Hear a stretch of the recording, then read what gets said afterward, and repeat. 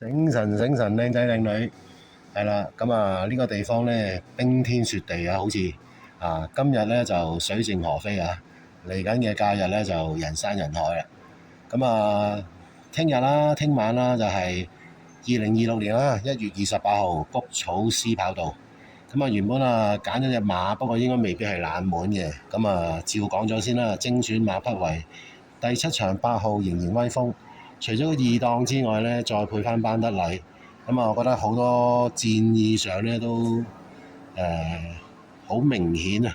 班得禮究竟係主動索騎啊，定幕後一定要揾班得禮呢？前兩次沙田呢，其實輸得一啲都唔差。